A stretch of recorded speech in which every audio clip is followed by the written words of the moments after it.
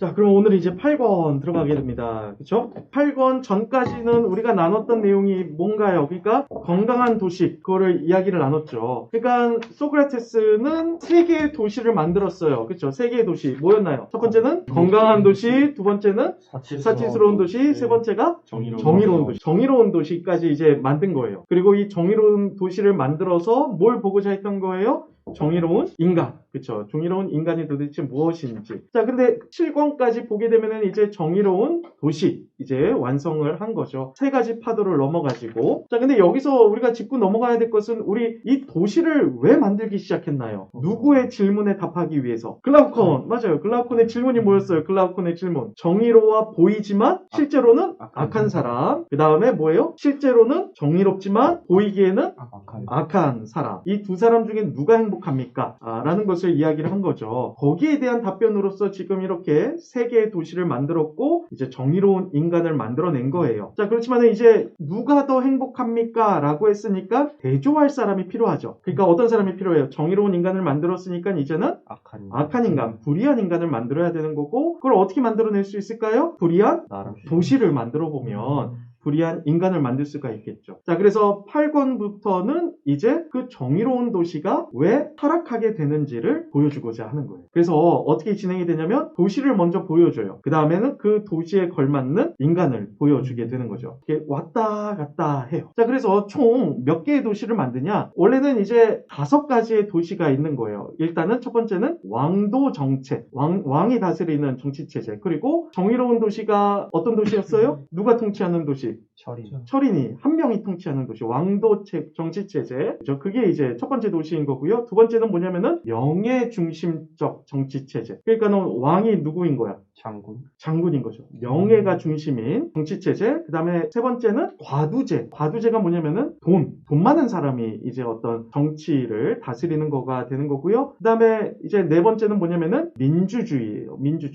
민주주의는 뭐냐면은 욕구로 가득한 사람들이 통치하는 나라라는 거고요. 그 다음에 마지막 5번째는 탐주 정치체제. 이건 뭐냐면은 폭군 정치체제예요.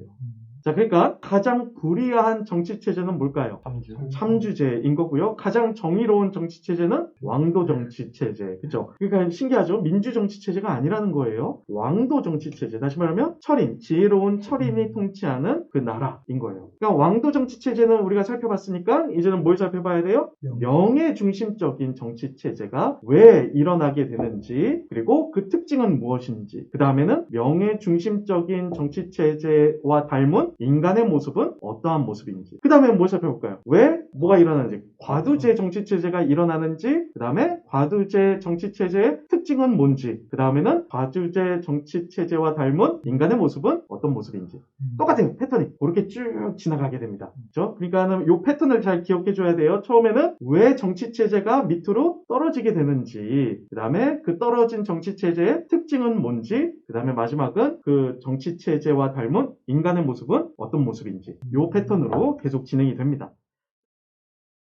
자, 그러니까 첫 번째는 이제 왜 왕도 정치 체제에서 이제 명예 중심적인 정치 체제로 왜 떨어지게 되는지 그 이유에 대해서 이야기를 해줘요. 우리 한번 D로 가볼까요? 545D. 어떻게 해서 최선자 정체, 이거는 이제 왕도 정체, 철인이 통치하는 어떻게 해서 최선자 정체에서 명예지상 정체가 생겨날 수 있는지 살펴보기로 하세. 그 답은 간단하네. 정치적 변혁은 뭐가 일어날 때? 지배 계급이 어떻게 될 때? 분열될 때 일어나는 법이네. 지배 계급. 지배 계급이 뭐예요? 우리 정의로운 도시에서는 계급이 어떻게 나눠졌어요? 금, 은, 동으로 나눠졌죠. 지배 계급은 어떤 거였어요? 금, 은, 동 중에 금이었죠. 금이었어요. 그 권력이 어떻게 될 때? 분열될 때 일어난다라는 거죠. 자, 그러면 어떻게 이게 분열이 될 수 있을까? 그렇죠? 금이 통치하는데 그 통치력을 어떻게 뺏기게 될까? 그게 546A예요. 그렇게 구성된 국가는 변하기 어렵겠지. 그러나 생성된 것은 모두 어떡하기 마련? 소멸하기, 쇠퇴하기 마련이다. 열역학 법칙 두 번째 뭐예요? 엔트로피. 뭐예요? 모든 것은 다 어떻게 된다? 무질서로 향한다. 그렇죠? 그러니까는 당연히 좋은 정치 체제를 가지고 있어도 그것은 어떻게 될 수밖에 없다. 결국 타락할 수밖에 없다라는 거예요. 자, 그러면 어떻게 해서 그렇게 타락하게 되는가? B 가볼까요? 너희가 국가의 지도자로 교육시킨 자들이 제 아무리 지혜롭다 해도 그들의 계산에는 감각이 수반되기 마련인지라 좋은 출산과 나쁜 출산의 시기를 알아맞히지 못할 거야. 그래서 그들은 언젠가는 출산해서는 안 될 때 출산하게 될 거야. 여러분들, 이 정의로운 도시의 가장 기본적인 전제가 뭔가요? 일단은 1인 1직업, 두 번째는 적성에 맞는 직업, 그쵸? 그리고 계급, 체계. 자, 이거는 다 어떻게 찾아내는 거예요? 그러니까 내 적성에 맞는 거 어떻게 찾아내요? 태어나자마자 누군가가 알아보는 거죠. 어떻게 알아봐요? 여기 오른쪽에 있는 각주 수학 방식을 통해 가지고 알아볼 수 있다라는 거예요. 그죠? 그리고 뭐예요? 적성에 맞는 것, 그리고 계급도 이 수학 계산법에 따라서 내가 어느 계급에 속하게 되는지도 알 수 있다라는 거죠. 근데 이제 문제는 뭐냐면은 이거를 계산을 그죠? 실수하게 되는 거예요. 문제는 이거를 실수하게 되는 거야. 그죠? 그러면 어떤 일이 일어날까요? 그죠? 적성을 잘못 찾을 수가 있겠죠? 그리고 한번 생각해보면 그러면은 원래 나는 은인데 사람들이 뭐라고 착각할 수 있어요? 금으로 착각할 수 있어요. 그러면은 누가 금 자리에 올라가는 거야? 원래는 은 사람이. 그렇죠? 그러면 어떻게 되는 거예요? 계급이, 지배 계급이 깨질 수밖에 없는 거죠. 자, 그래서 우리 547A 가볼까요? 황금족과 은족과 청동족과 철의 종족으로 제대로 판별할 수 없을 거야. 그러면 철이 은과 섞이고 청동이 금과 섞이게 되어 동질성과 조화가 사라지고 이것이 언제나 어디서나 전쟁과 증오의 원인이 돼. 단언컨대 어디서 내분이 발생하든 간에 바로 이것이 원인이지. 자, 이거예요. 왜 명예중심적인 어떤 통치체제로 하락하게 되느냐? 그건 뭐예요? 금 자리에 금인 사람이 아니라 누가 올라갔기 때문에? 은인 사람이 올라갔기 때문이다라는 거죠. 자, 그럼 어떤 특징을 가지고 있냐? 명예 중심적인 체제는 어떤 특징을 가지고 있냐면 글라우콘과 같은 사람이에요. 여러분들 기억하나요? 글라우콘의 그 표현이 뭐였어요? 글라우콘을 설명하는 표현. 대담무쌍이죠. 그러니까 혼으로 따지면 어디야? 은인 거죠. 그렇죠? 가슴인 거예요. 자, 그래서 글라우콘은 우리 2권에서 어떤 질문을 던지는 거예요?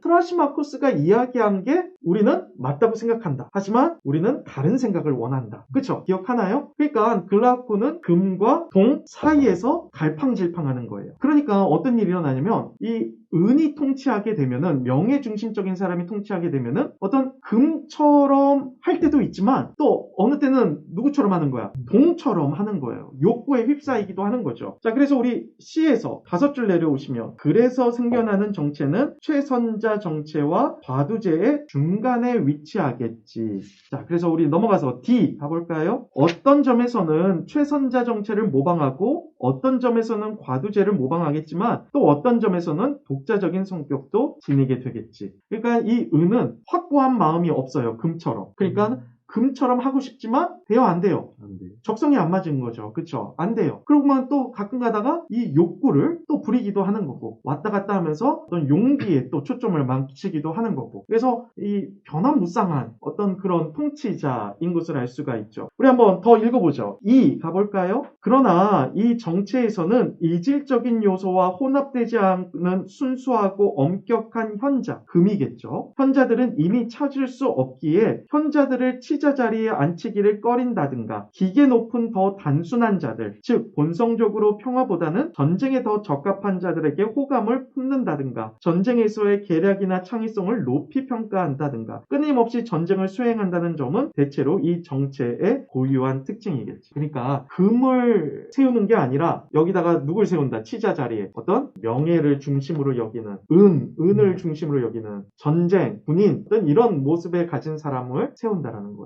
이게 실질적으로 역사적으로 보면은 로마 카톨릭에서 일어나요. 여러분들 로마 카톨릭 교황의 이름들을 한번 생각해봐요. 이름들 보면은 뭐 대부분 어떤 성자 이름이라든지 그런 이름이죠. 근데 재밌게도 그 알렉산더 6세가 있어요. 알렉산더 하면 생각나는 게 뭐야? 알렉산더 대왕이 생각나죠. 제패했던 전 세계를, 그 당시에 알려졌던 전 세계를. 교황이 이런 이름을 가졌어. 그 말은 무슨 말이에요? 왜냐면 이 당시에 뭐냐면은 교황은 어떤 자리예요? 당연히 영적 세계의 주도권을 가지고 있지만 그 당시에는 또 어느 주도권도 갖고 있다. 이 땅의 세계의 주도권도 갖고 있다. 그래서 왕들 위에 교황이 있다라는 거였죠. 그런데 왕들이 말을 들어? 안 들어. 교황이 그냥 오케이 그냥 착하게만 대하면 왕들이 말을 들어 안 들어? 안 듣겠죠. 그래서 교회 안에서 뭘 요구하기 시작했냐면은 이런 세속의 왕들을 휘어잡을 수 있는 교황, 그런 사람이 필요하다라는 거예요. 뭐예요? 플라톤이 이야기하는 저 휘어잡을 수 있는 사람. 그게 바로 알렉산더. 원래는 보르자라는 이름인데 이제 교황이 되면서 알렉산더 6세라는 이름을 가진 거죠. 그러니까 뭐야? 뭘 지금 알려주는 거야? 나는 이 로마 카톨릭의 그 권위를 다시 되돌리겠다. 어떤 그런 마음을 보여주는 거죠. 더 읽어보죠. 또 하나의 특징. 그러니까는 어떤 군인의 적성을 가지고 있는 사람이 치자가 되는 거고요. 두 번째는 누구를 닮았어요? 또 은이 금과 은 사이에 있어서 동을 또 담기 시작하는 거죠. 그래서 내가 말했네. 또한 그런 자들은 과두제, 그러니까 돈이죠. 과두제의 치자들처럼 돈을 탐해 남몰래 황금과 은을 숭상하겠지. 그들에게는 황금과 은을 은밀히 감추어둘 개인용 금고가 있으니. 자, 그러니까 금과 동 사이에 있으니까 모두 이 욕구도 주체할 수는 없는 거예요. 근데 개인용 금고를 둔대요. 그러니까는 돈을 또 좋아해. 돈을 좋아하는데 그거를 개인용 금고에다 두는 거예요. 왜요? 뺏길까봐? 일단 안 뺏기려면 어떻게 하는 게 낫지? 써야지. 흥청망청 쓰지를 못해. 사회적 이미지 때문에. 왜? 이 사람은 뭐가 중요해? 명예가 중요해. 그런데 돈을 원해. 근데 돈을 막 쓸 수가 없어. 왜? 사회적 명예가 더 중요하니까 돈보다. 그래서 그걸 어디다 놔? 금고에다 놔. 그런데 그 옛날에 그 영화 중에 하나가 있었는데 이제 교수 누가 이제 범죄를 했는데 그 범죄자의 아빠가 교수야. 근데 이제 그 경찰이 그 교수 집에 갔는데 투캅스인가요? 너무 옛날 영화여서 교수 집에 갔는데 너무 검소하게 사시는 거야. 검소하게 사셔가지고 아 정말 좋은 교수님이구나 했는데 지하실에 내려갔더니 바부터 시작해가지고 노래방부터 시작해가지고 어마어마하게 향락의 방이 있는 거죠. 그러니까 교수라는 입장이 있으니까 그렇지만은 욕구를 주체할 수 없으니까 그걸 어떻게 해요? 숨겨요. 그래서 금고를 만들어 놓는 거야. 이게 이제 어떤 그 명예 중심적인 정체가 가지고 있는 특징인 거죠. 알렉산더의 6세 대표적인 인물이에요. 왜? 뭘 좋아하기로? 돈 그리고 세교. 사생아가 너무 많아. 사생아가 너무 많아. 그렇지만 또 어떤 정치적으로는 그래도 왕들을 어느 정도 제압하고 굉장히 전략적인 사람이었기 때문에 어떤 그런 제압할 수 있는 능력도 있었던 거였죠. 이게 이제 바로 어떤 명예 중심적인 정치 체제인 거죠. 자, 우리 좀 더 넘어가서 우리 C 가볼까요? C. 그들은 또한 돈에 인색하기도 한데 그것은 그들이 돈을 숭상하는 데다 공견하게 돈을 소유할 수 없기 때문이라네. 돈이 좋은데 돈을 소유할 수 없어. 왜? 내 명예가 그래. 그쵸? 그러니 자신의 욕망을 충족시키기 위해 남의 돈을 낭비하기를 좋아하겠지. 그리고 아이들이 아버지의 눈을 피하듯 그들은 법망을 피해 몰래 쾌락을 추구하겠지. 그도 그럴 것이 그들은 토론과 철학의 친구인 진정한 무사를 홀대하고 시가교육보다는 체력 단련 교육을 더 존중함으로써 설득이 아닌 강제에 의해 교육되었기 때문이었어요. 여러분들 대부분 쿠데타로 정권을 잡은 독재자들 한번 생각해보면 이런 특징을 가지고 있어요. 보기에는 검소해. 그런데 누리는 향락은 어마무시한 거죠. 김정은 한번 생각해봐요. 김정은 옷 어때요? 명품이에요? 검소하잖아. 그쵸? 머리 스타일도 뭐 손 별로 안 가는 머리 스타일에다가 검소하죠. 그렇지만 그래요? 아니잖아요. 숨기죠. 인민들한테 숨기죠. 내가 얼마나 이런 향락을 좋아하는지. 왜? 뭐가 더 중요하니까 돈보다 명예가 더 중요한 거죠.